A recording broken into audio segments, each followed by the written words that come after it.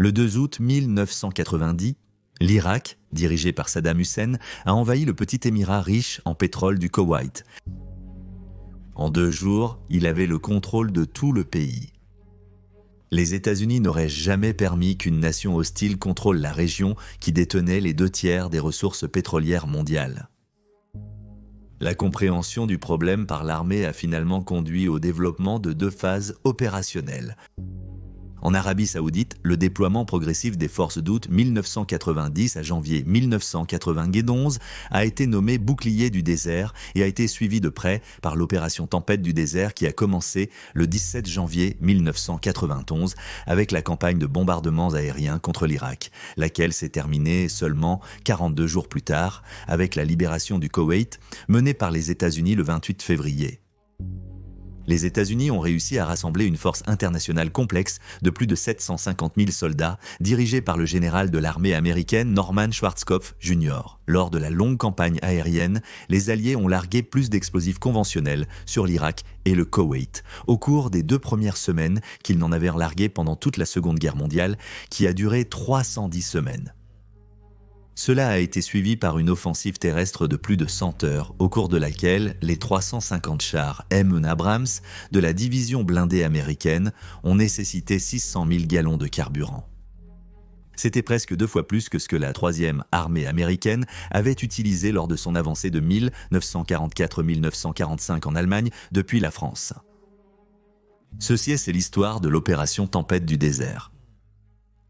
Bienvenue dans Guerre du monde. La fin de la guerre froide a vu le démantèlement de l'Union des républiques socialistes soviétiques et la chute du mur de Berlin en 1989. De nombreux juifs soviétiques ont quitté la Russie après l'effondrement et ont immigré en Israël. Cela a suscité des inquiétudes dans tout le monde arabe quant à la sécurité des Palestiniens dans les territoires occupés par Israël.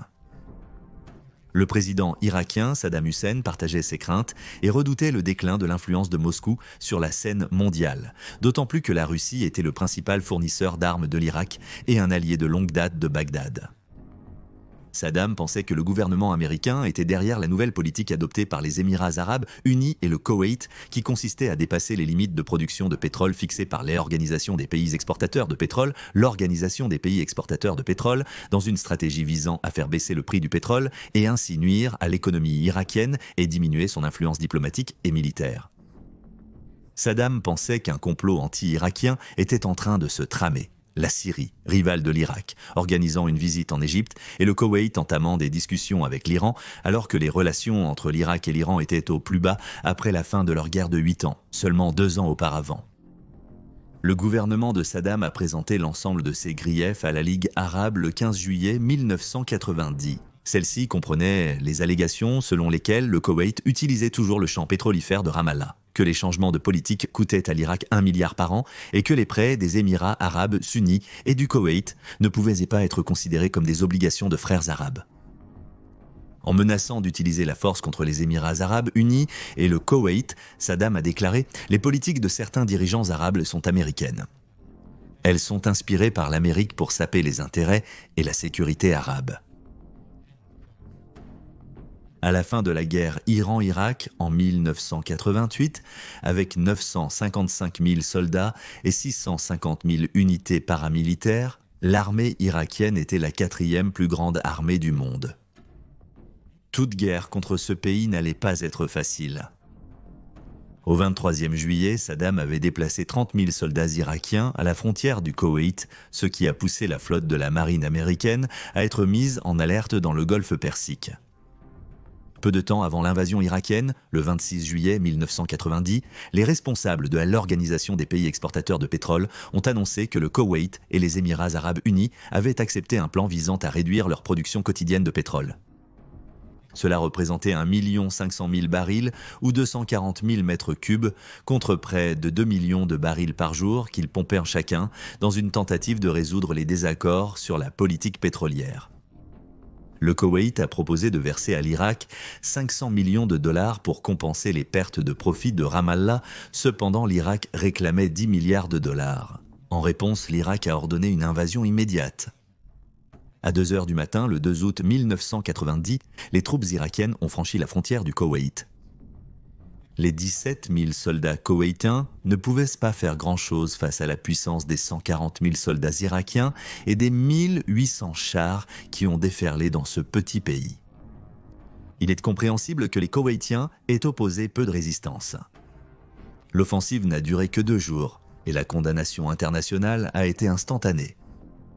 Le Conseil de sécurité de l'Organisation des Nations Unies a exigé le retrait immédiat de l'Irak du Koweït et le président américain George Herbert Walker Bush ainsi que la première ministre Margaret Thatcher ont envoyé du matériel et des troupes en Arabie Saoudite et ont incité d'autres pays à faire de même. Beaucoup l'ont fait et la coalition dirigée par les États-Unis est devenue la plus grande alliance militaire depuis la Seconde Guerre mondiale.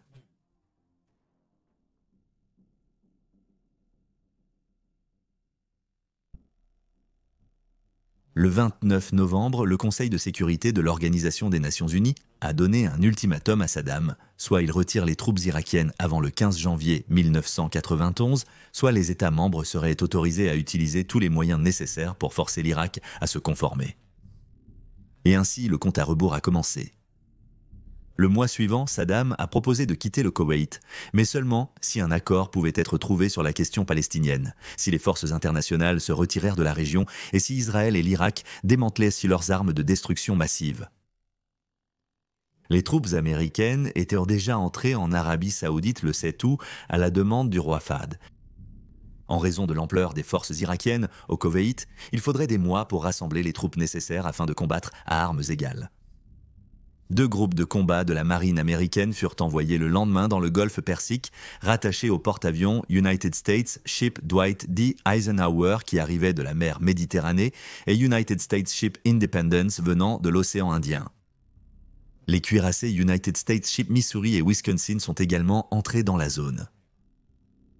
La First Fighter Wing de la base aérienne de Langley en Virginie a fait atterrir 48 F-15 de l'États-Unis Air Force et a commencé des patrouilles aériennes 24 heures sur 24 à la frontière entre l'Arabie Saoudite, l'Irak et le Koweït pour dissuader toute avancée irakienne accompagnée de 36 F-15 AD du 36e escadron de chasse tactique de Bitburg en Allemagne. Le détachement de Bitburg était basé à 1 heure de là, à la base aérienne d'Al-Kaj, au sud-est de la capitale saoudienne, Riyad. Le renforcement militaire, nommé Opération Bouclier du désert, s'est poursuivi jusqu'à ce que les effectifs atteignent plus d'1 demi-million de soldats. Les navires à grande vitesse ont transporté la plupart des fournitures vers les zones de rassemblement. Des exercices amphibies ont été menés dans le Golfe dans le cadre du renforcement. Cela comprenait l'opération Imminent Thunder, avec le United States Ship Midway et 15 autres navires, 1000 Marines et 1100 avions. Alors que le renforcement militaire américain se poursuivait, une coalition de 42 alliés a été formée. Elle comprenait des pays de tous les continents du monde, tous ayant un point commun, l'opposition à l'agression de l'Irak contre le Koweït. Les forces de la coalition dans la région du Golfe Persique devaient être commandées par le général de l'armée américaine Norman Schwarzkopf Jr.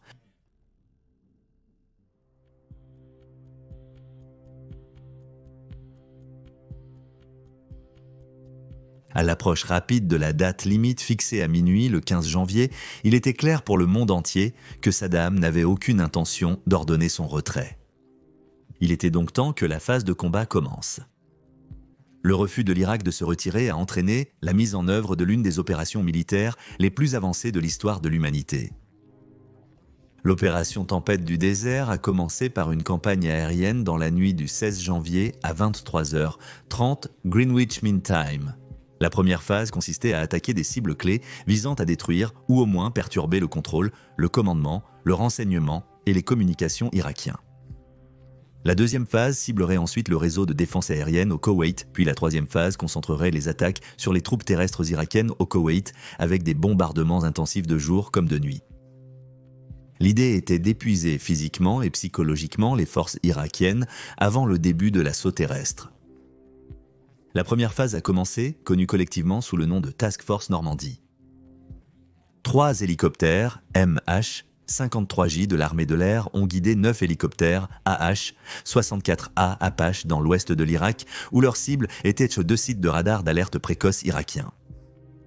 Des roquettes Hydra, des missiles Hellfire et des milliers de munitions de canon de 30 mm ont détruit leur cible, mais cela a alerté Bagdad de leur mission.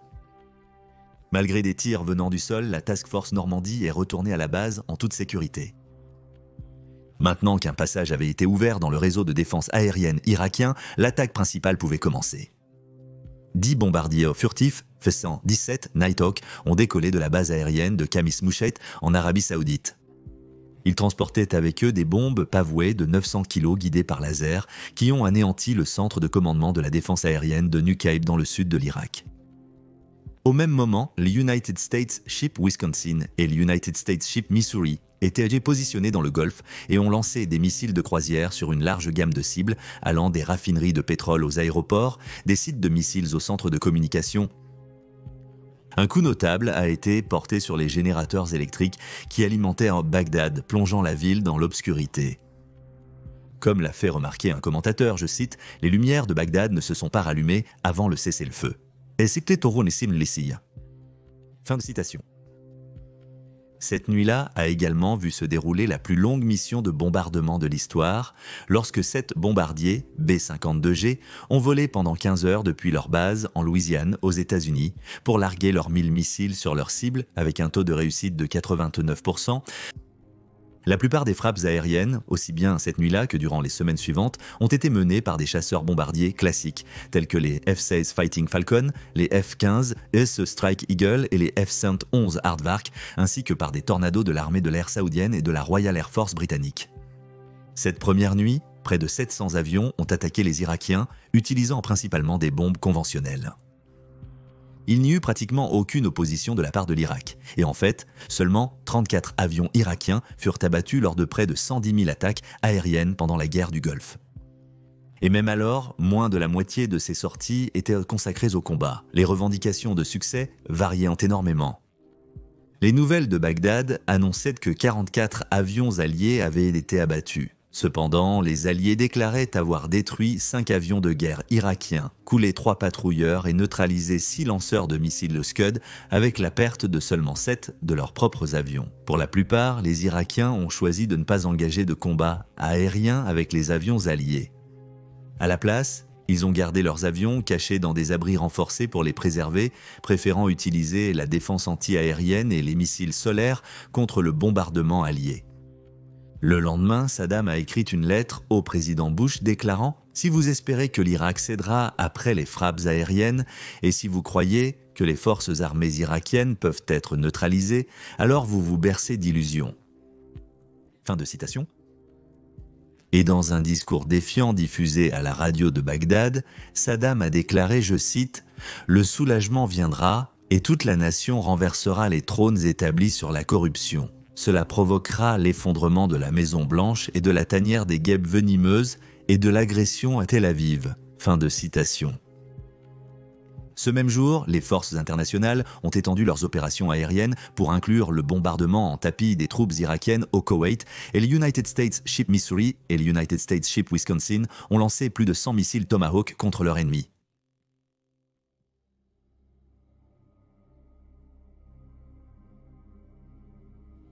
Avant le début de la guerre, l'Irak avait clairement indiqué que toute attaque contre leur pays entraînerait des représailles contre Israël.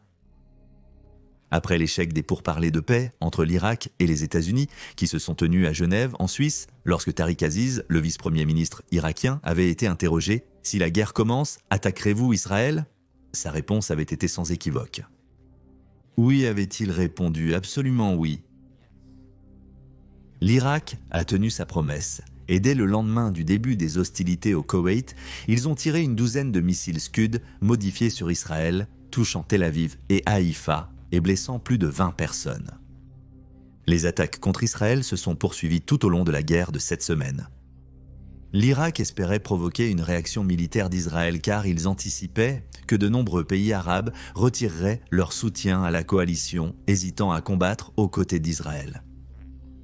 L'armée de l'air israélienne a envoyé des avions patrouiller dans l'espace aérien nord, aux côtés de l'Irak, après ses premières attaques. Puisque la politique d'Israël avait été la rétribution pendant les 40 années précédentes, le pays était prêt à répondre militairement. Cependant, par crainte que les autres nations arabes ne quittent de la coalition ou ne rejoignent l'Irak, si Israël frappait, le président Bush a fait pression sur le premier ministre israélien Yitzhak Shamir pour qu'il s'abstienne de toute riposte et retire les avions israéliens. De plus, on craignait que si Israël attaquait l'Irak en passant par l'espace aérien syrien ou jordanien, ces pays ne frappent Israël ou ne rejoignent la guerre aux côtés de l'Irak.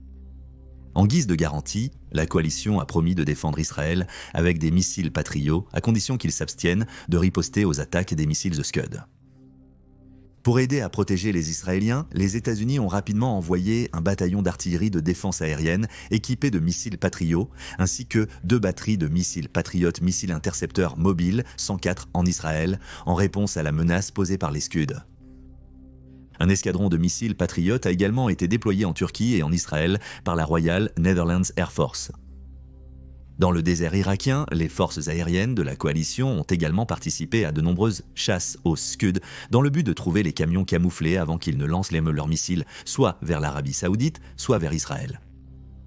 Les Israéliens sont devenus de plus en plus impatients à mesure que les frappes de Scud se poursuivaient, et ils ont menacé de riposter unilatéralement après qu'un missile a frappé la ville israélienne de Ramat Gan le 22 janvier.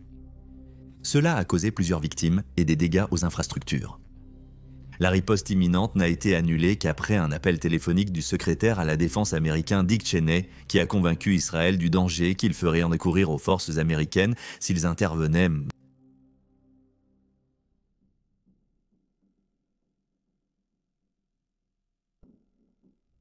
La réponse navale des Alliés a pu se déplacer beaucoup plus rapidement que les forces terrestres et aériennes, car elles étaient stationnées en permanence dans le golfe Persique. Il y avait des tensions dans le golfe depuis des années avant la guerre, et leur présence était considérée comme nécessaire pour assurer un approvisionnement ininterrompu en pétrole au monde entier. Cependant, il y avait certaines complications à intégrer la force aéronavale à la stratégie aérienne globale. Un problème était la quantité limitée d'espace dans la région du Golfe. Il y avait aussi le danger représenté par les mines irakiennes. Les contre-mesures contre les mines de la marine américaine n'étaient pas très sophistiquées, et malgré l'utilisation d'hélicoptères MH-53E Sea Dragon traînant des traîneaux pour faire exploser les mines, et la Royal Navy employant des navires de classe Hunt, à la mi-février, 2 navires américains ont été victimes de mines irakiennes. La vérité, c'est que ces 2 navires valant plusieurs millions de dollars avaient été endommagés par un dispositif rudimentaire qui ne coûtait presque rien. La petite flotte navale irakienne représentait le plus grand danger pour les cuirassés américains. Le 29 janvier, lors de ce qui est devenu connu sous le nom de la chasse aux dindes de Boubillan, les forces de la coalition ont attaqué la marine irakienne alors qu'elle tentait de s'échapper vers l'Iran. Seuls 2 navires sur 20 ont réussi à s'en sortir. Le reste a été détruit par les hélicoptères et les avions de chasse de la coalition. Les hélicoptères Lynx de la Royal Navy étaient les responsables de nombreux tirs. Au 2 février, la marine irakienne ne représentait plus aucune menace majeure en mer pour les forces de la coalition.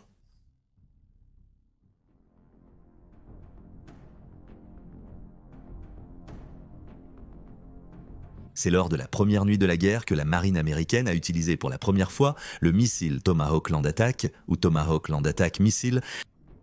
C'était une arme à la technologie révolutionnaire, combinant un puissant turboréacteur avec un suivi de terrain et une précision inégalée. Volant à basse altitude, il était capable de suivre un itinéraire prédéfini.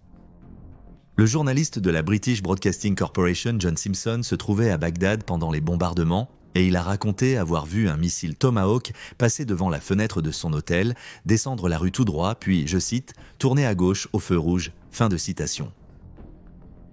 Équipés d'ogives de 450 kg, ils étaient lancés depuis de nombreuses zones de tir différentes, ce qui permettait aux missiles de pénétrer profondément dans les zones ennemies sans mettre en danger la vie d'un pilote. Le premier jour de la guerre, 122 missiles Tomahawk ont été tirés pour un coût d'environ 1,2 million de dollars chacun. Au 3e jour de l'opération Tempête du désert, les sorties alliées avaient atteint environ 4000 et on estimait qu'un nombre équivalent de militaires irakiens avaient été tués. L'Irak a continué à adopter une attitude de non-riposte face aux attaques aériennes alliées, ce que le commandant de groupe David Henderson de la Royal Air Force a qualifié de déconcertant.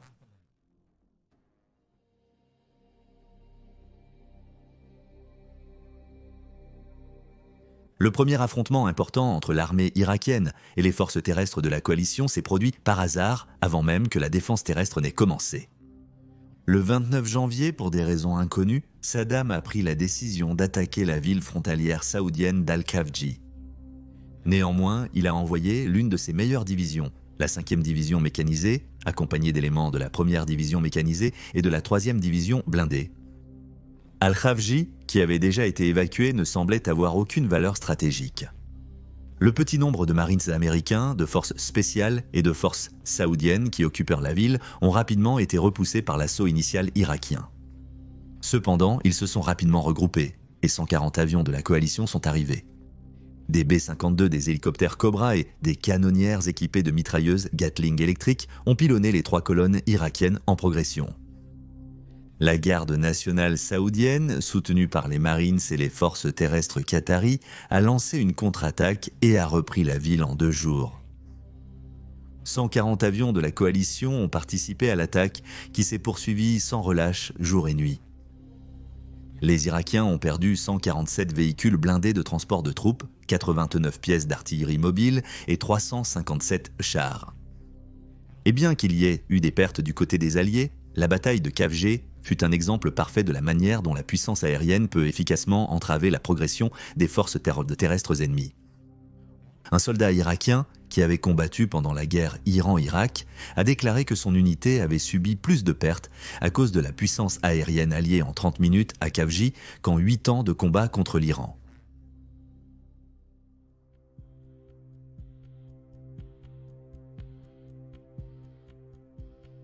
Dès la 2e semaine de la guerre, les Alliés avaient intensifié les attaques aériennes jusqu'à un niveau sans précédent de 3000 par jour, tandis que l'Irak avait attaqué des cibles dans le Golfe et en Arabie Saoudite.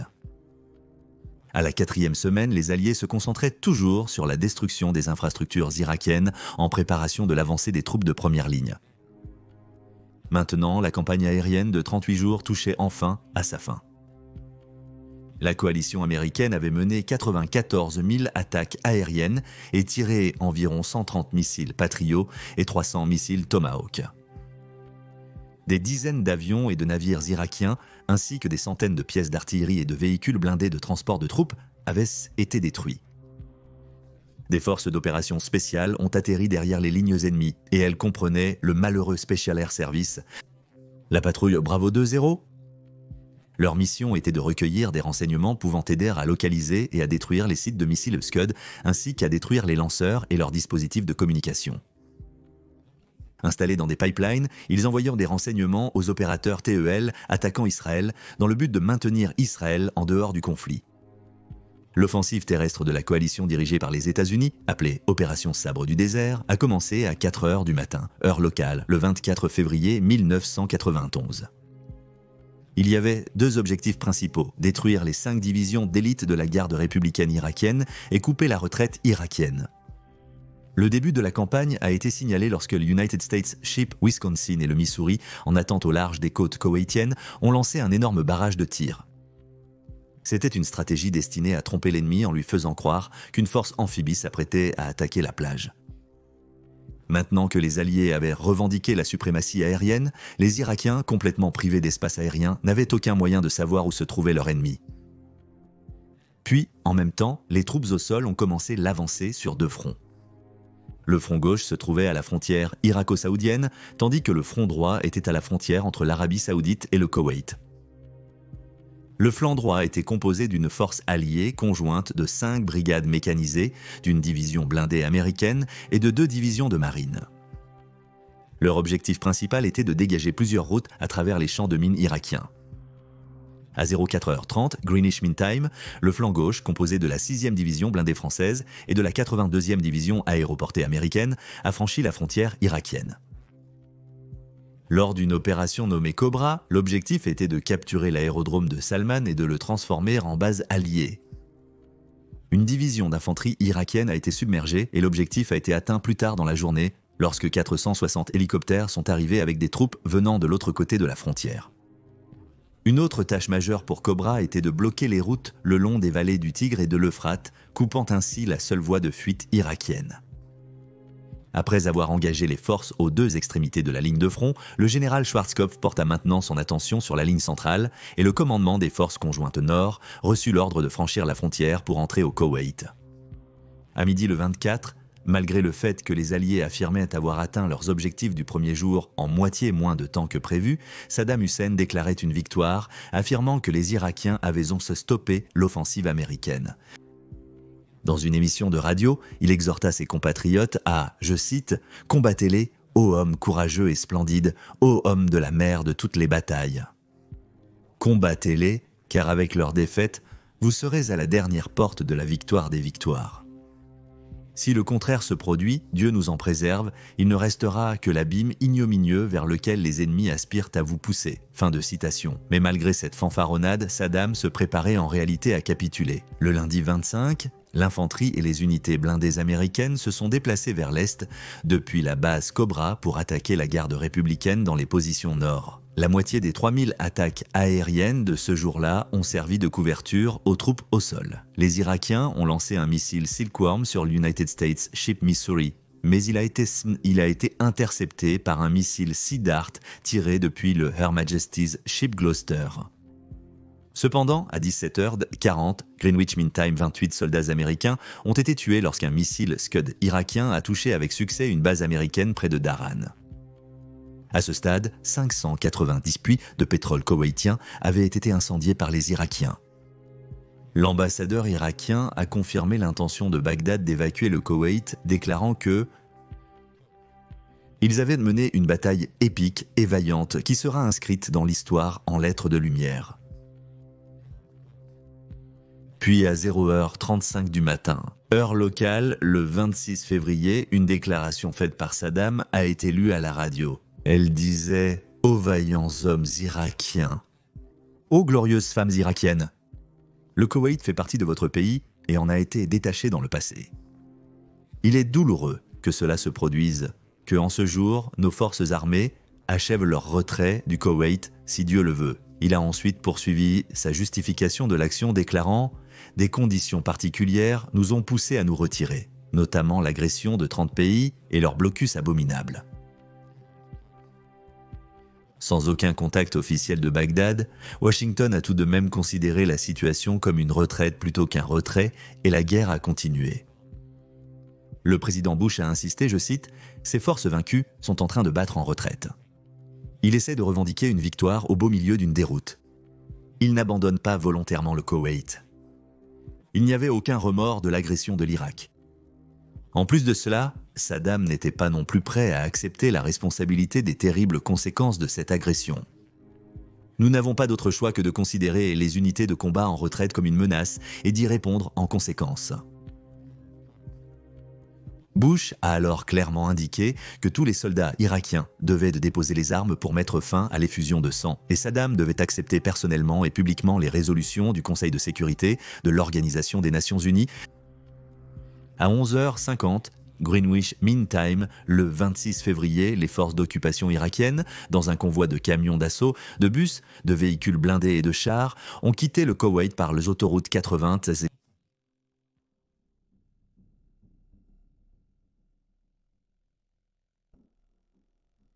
L'autoroute 80 est une route à 6 voies, reliant la ville de Koweït et la ville frontalière de Safwan en Irak, avant de continuer vers la ville de Bassora.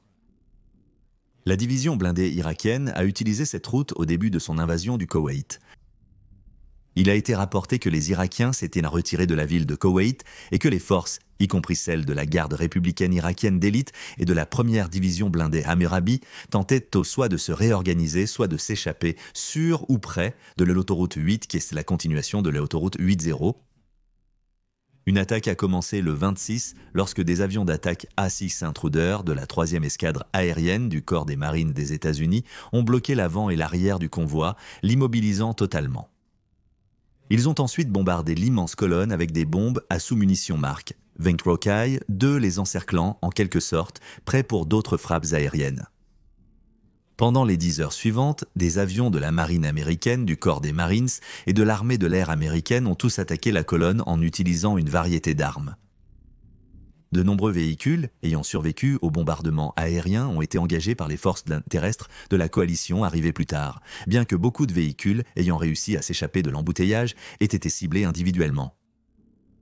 Il y avait un goulot d'étranglement près du poste de police à Midler Ridge, à environ 20 miles à l'ouest de la ville, où environ 300 véhicules ont été soit abandonnés, soit immobilisés. C'est ce qui est devenu connu sous le nom du mille de la mort. Cela a continué toute la nuit et jusque tard dans l'après-midi suivant. Alors qu'ils tentèrent de battre en retraite, le massacre a duré 40 heures sous les ordres du général Schwarzkopf de, je cite, « bloquer les forces ennemies pour les empêcher de se retirer en Irak ». Fin de citation.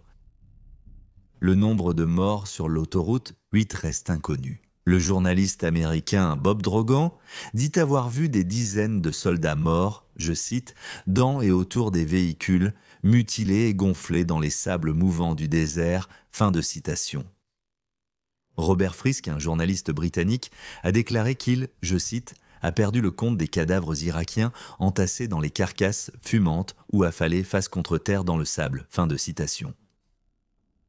Beaucoup ont quitté leur véhicule pour s'échapper et un survivant a été interviewé pour le Washington Post en 1993. Il a dit, je cite, « Il y avait des centaines de voitures détruites, des soldats qui hurlaient. » C'était la nuit lorsque les bombes tombaient, illuminant les voitures calcinées, les corps sur le bord de la route et les soldats étendus au sol touchés par des bombes, à sous-munitions alors qu'ils tentaient de s'échapper de leur véhicule.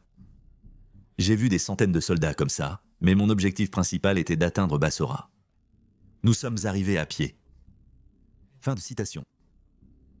Le journaliste Colin Smith de The Observer a déclaré que l'assaut était, je cite, « l'un des pires harcèlements d'une armée en retraite depuis les airs dans l'histoire de la guerre ». Fin de citation. Cet incident est devenu connu sous le nom de l'autoroute de la mort. Selon un officier américain, l'armée de l'air a reçu l'ordre de détruire tout ce qui bougeait sur l'autoroute Bagdad-Bassora. La tâche est principalement revenue à l'armée et aux marines. Un membre du bataillon, les chiens de l'enfer de la brigade du Tigre, a décrit leur mission en disant, je cite, « Nous sommes arrivés sur les autoroutes 80, juste avant la tombée de la nuit, le 26 février, et nous avons essentiellement tiré sur l'avant de cette colonne. » Le groupe de véhicules que nous avons touché comprenait des camions, citernes et des chars, donc les chars ont explosé en de grandes gerbes de flammes blanches à cause des munitions. On pouvait voir les petites silhouettes des soldats sortir les mains en l'air. C'était comme un enfer médiéval, l'enfer que l'on voit dans les peintures de Jérôme Bosch, à cause des grandes flammes rouges et de ces petites silhouettes tordues et étranges. Tout cela se déroulait à une distance d'environ un demi-mile et dans l'obscurité. Le lendemain matin, nous sommes montés voir ce que nous avions fait. Il y avait des corps partout et je me souviens qu'à un moment donné, en regardant la piste de voiture, j'avais du sang jusqu'aux chevilles. Les pistes en étaient remplies de sang et il y avait des hommes au visage très pâle qui tournaient en disant « Jésus, est-ce qu'on a vraiment fait ça ?» Fin de citation.